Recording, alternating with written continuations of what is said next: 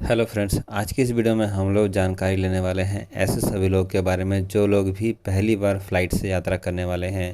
यदि आपने अभी तक फ़्लाइट से यात्रा नहीं किया हुआ है और पहली बार फ़्लाइट से ट्रैवल करने वाले हैं तो इस वीडियो को पूरा ज़रूर देख लें, क्योंकि इस वीडियो में हम आपको कुछ बेहद ज़रूरी जानकारी बताने वाले हैं जो कि आपको काफ़ी मदद करेगी आपकी यात्रा के दौरान। सो फ्रेंड्स, वीडियो शुरू करते हैं। और सबसे पहले यहाँ पर आपको बता दें कि यदि आप कोई भी फ़्लाइट से ट्रैवल करना चाहते हैं तो आप किसी भी ट्रैवल एजेंट की वेबसाइट से फ़्लाइट्स की टिकट की बुकिंग कर सकते हैं। ट्रैवल एजेंट की वेबसाइट की बात करें, कौन कौन सी ट्रैवल एजेंट वेबसाइट हैं जहां से आप सस्ती टिकट बुक कर सकते हैं, तो इसमें है मेक माई ट्रिप, गोआईबीबो या फिर ईज माई ट्रिप। ऐसे कई तरह की वेबसाइट हैं। इसके अलावा आप सीधे एयरलाइंस कंपनी की वेबसाइट से भी टिकट की बुकिंग कर सकते हैं। फ़्लाइट्स की टिकट की बुकिंग करते समय आप एक बात का बिल्कुल ध्यान रखें। यदि आप अपने ट्रैवल से 2 से 3 महीने पहले यदि बुकिंग करते हैं तो आपको काफ़ी सस्ती टिकट मिल सकती है। और वहीं यदि आप ट्रैवल्स के 1 हफ्ते या फिर 2 या 3 दिन पहले यदि बुकिंग करने जाएंगे तो आपको अपनी टिकट जो है काफ़ी महंगी मिल सकती है। तो इस बात का बिल्कुल ध्यान रखें कि आप अपने ट्रैवल की प्लानिंग जो है वो 2 से 3 महीने पहले ज़रूर कर लें और उसी के अनुसार अपनी टिकट की बुकिंग भी 2 से 3 महीने पहले ही बुक कर लें। अब बात करते हैं कि आपकी टिकट की बुकिंग हो चुकी है, आपका ट्रैवल आने वाला है। आपके ट्रैवल के 1 या 2 दिन पहले आपको वेब चेक इन करना ज़रूरी होता है और वेब चेक इन करने के बाद आपके पास आपका बोर्डिंग पास भी मिल जाता है। बोर्डिंग पास आप अपना प्रिंट आउट भी करवा सकते हैं या फिर आप एयरपोर्ट पर जाने के बाद भी पीएनआर नंबर की मदद से आप अपना बोर्डिंग पास एयरपोर्ट से भी प्रिंट आउट ले सकते हैं। फ्रेंड्स, यहाँ पर बोर्डिंग पास आपके लिए काफ़ी ज़्यादा इम्पॉर्टेंट है। बिना बोर्डिंग पास के आप फ़्लाइट में नहीं बैठ सकते हैं। फ़्लाइट्स की टिकट अलग होती है और फ़्लाइट का बोर्डिंग पास अलग होता है। बोर्डिंग पास केवल उसी को मिलता है जो फ़्लाइट में ट्रैवल करने वाला है और फ़्लाइट्स की टिकट कोई भी ले सकता है। सो फ्रेंड्स, यहाँ पर बोर्डिंग पास काफ़ी ज़्यादा इम्पॉर्टेंट है। अब बात करते हैं कि आप एयरपोर्ट पर पहुँच चुके हैं, आपके पास बोर्डिंग पास है, तो यहाँ पर सबसे अब इम्पॉर्टेंट बात आती है कि आपके पास कितना लगेज है। हर एयरलाइंस कंपनी के अलग अलग लगेज के रूल्स होते हैं कि कितना लगेज आप अपने साथ लेकर ट्रैवल कर सकते हैं और कितना लगेज आप जो है चेक इन करवा सकते हैं। यहाँ पर चेक इन का मतलब है कि वो जो लगेज है वो आपको एयरलाइंस कंपनी को डिपॉजिट करना पड़ेगा और वो आपको एक रिसीट दे देंगे और उस रिसीट की मदद से आप जिस एयरपोर्ट पर जाने वाले हैं वहाँ पर आपका लगेज जो है आपको डिलीवर कर दिया जाएगा। जैसे कि बात करें, आपके पास एक बहुत ही बड़ा लगेज है, उस लगेज को आप साथ में लेकर ट्रैवल नहीं कर सकते हैं, तो उस लगेज को आपको चेक इन करवाना पड़ता है।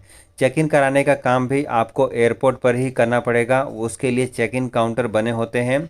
यदि आप एयरपोर्ट पर जाएंगे तो वहाँ पर आप बोर्ड में पढ़ सकते हैं या फिर आप किसी से भी पूछ सकते हैं कि चेक इन काउंटर किधर है, और चेक इन काउंटर पर जाकर आप अपना बड़ा वाला लगेज जो आप अपने साथ लेकर ट्रैवल नहीं कर सकते हैं, नॉर्मली 15 किलो से ज़्यादा का सामान आपको चेक इन में डालना पड़ता है और चेक इन में ही वो सामान आप लेकर जा सकते हैं। और 15 किलो से जो कम का सामान होता है, जैसे कि आपका हैंड बैग या फिर आपका लैपटॉप, ऐसी जो चीज़ें होती हैं वो सारी चीज़ें आप अपने साथ लेकर ही ट्रैवल कर सकते हैं और उसके लिए कोई भी प्रॉब्लम नहीं होने वाली है। सो फ्रेंड्स, इस समय तक आपके पास बोर्डिंग पास आ चुका है, आपने वेब चेक इन भी कर लिया है।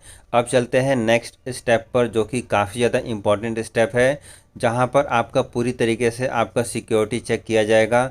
सिक्योरिटी चेक के समय आप ये बिल्कुल ध्यान रखें कि आपकी एक एक चीज़ जो है एयरपोर्ट पर चेक की जाएगी। आप अपने साथ क्या क्या चीज़ लेकर ट्रैवल कर रहे हैं इसका बिल्कुल ध्यान रखें। कोई भी गलत सामान आपके पास नहीं होना चाहिए, कोई भी नुकीली चीज़ या फिर कोई भी चाकू या फिर ऐसा कोई भी सामान नहीं होना चाहिए, नहीं तो सिक्योरिटी चेक इन के समय आप जो है मुसीबत में पड़ सकते हैं। सो फ्रेंड्स, इस बात का बिल्कुल ध्यान रखें कि एयरपोर्ट पर चेक इन के समय आप ये सारी चीज़ें निकाल दें और चेक इन के समय जैसे ही आपके पास लैपटॉप है या फिर आपका वॉलेट है, आपके मोबाइल फ़ोन्स हैं, उनको आप अलग रख सकते हैं और आपका जो लगेज है, जो आप लगेज अपने साथ हैंडबैग की तरह लेकर ट्रैवल कर रहे हैं, उनको आप एक अलग तरीके से डाल सकते हैं। सो वहाँ पर एयरपोर्ट पर चेक इन के समय वहाँ पर सिक्योरिटी गार्ड होंगे, वो आपको इसके लिए मदद कर देंगे और वहाँ पर आपको यही ध्यान रखना है कि आपके पास कोई भी फालतू का सामान नहीं होना चाहिए जिससे कि आप मुसीबत में पड़ सकते हैं। ये बातें आप बिल्कुल ध्यान रखें। सो फ्रेंड्स, ये एयरपोर्ट पर सबसे लास्ट स्टेप होता है फ़्लाइट्स को लेने के लिए। और एक बार आपका चेक इन हो गया है तो सीधे अब आपको आपके बोर्डिंग पास पर जो गेट नंबर लिखा है कि आपकी जो फ़्लाइट है कौन से गेट नंबर से मिलेगी, उस गेट नंबर पर आपको पहुंचना होता है। यहाँ पर आपको अपने बोर्डिंग पास को देखना है कि आपके बोर्डिंग पास पर कौन सा गेट नंबर लिखा हुआ है और एयरपोर्ट पर आपको एंट्री करते समय उस गेट नंबर का ध्यान रखना है। नॉर्मली सिक्योरिटी चेक इन के बाद आपको गेट नंबर दिखना शुरू हो जाता है। ये जो आपका गेट नंबर है कब आएगा, कितनी देरी पर आएगा, वो सारी इन्फॉर्मेशन जो है आपको नोटिस बोर्ड के हिसाब से वहाँ पर दिख जाएगी। फ्रेंड्स, अब तक आपने यहाँ पर अपने सारे काम पूरे कर लिए हैं। आपने अपना वेब चेकिंग करवा लिया है, बोर्डिंग पास लेकर आपने सिक्योरिटी चेकिंग करवा लिया है और आप अपने गेट नंबर तक भी पहुँच चुके हैं। अब आपके पास सबसे लास्ट स्टेप बचता है, वो है कि फ़्लाइट में बैठना। नॉर्मली आधे घंटे पहले आपकी फ़्लाइट जो है आपके गेट नंबर तक पहुँच जाती है और उस गेट नंबर से आपको एंट्री लेकर सीधे फ़्लाइट में बैठना होता है और आधे घंटे पहले जो है सभी पैसेंजर्स फ़्लाइट में बैठ चुके होते हैं। इसके अलावा फ्रेंड्स, ये बात आप बिल्कुल ध्यान रखें कि आप जहां भी जा रहे हैं, जब तक आप फ़्लाइट से ट्रैवल कर रहे हैं, आपका बोर्डिंग पास आपके हाथ में होना चाहिए। हर स्टेप पर उसकी चेक इन की जा सकती है। उसको आप अपने बैग में ना रखें और कहीं भी मिसप्लेस ना करें। वो बोर्डिंग पास जो है आपके लिए काफ़ी ज़्यादा इम्पॉर्टेंट है। तो फ्रेंड्स, ये सारे स्टेप थे एक किसी भी एयरपोर्ट से ट्रैवल करने से पहले जो आपको पता होना चाहिए और किस तरीके से आप फ़्लाइट में बैठ सकते हैं। अब बात करते हैं कि आप फ़्लाइट में बैठ चुके हैं, आपकी फ़्लाइट जो है आपके डेस्टिनेशन एयरपोर्ट पर लैंड कर चुकी है। लैंड करते ही आप जो भी फ़्लाइट से ट्रैवल कर रहे हैं, जिस एयरपोर्ट पर भी जा रहे हैं, वहाँ पर जाते समय आपको जो सबसे पहला काम करना है वो है कि आपको अपना लगेज कलेक्ट करना है। उस लगेज को जिसको आपने चेक इन के समय सबमिट किया था। एक लगेज आपके पास पहले से होगा, वो लगेज आप अपने साथ रख सकते हैं। दूसरा लगेज जो आपने चेक इन में दिया हुआ था, उस लगेज को आपको एयरपोर्ट से ही कलेक्ट करना है।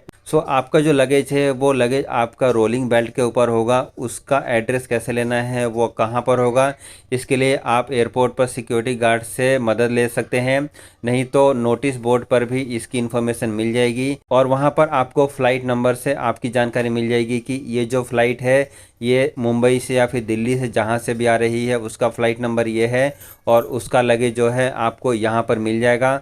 और सभी जो पैसेंजर भी आपके साथ ट्रैवल कर रहे हैं, आप उनसे भी मदद ले सकते हैं और वहाँ से आप अपना लगेज कलेक्ट कर सकते हैं। फ्रेंड्स, आपने जहाँ से अपना लगेज कलेक्ट किया है वहीं पर आपको ट्रॉली बैग मिल जाएगा और उस ट्रॉली बैग की सहायता से आप जो है एयरपोर्ट से एग्जिट कर सकते हैं।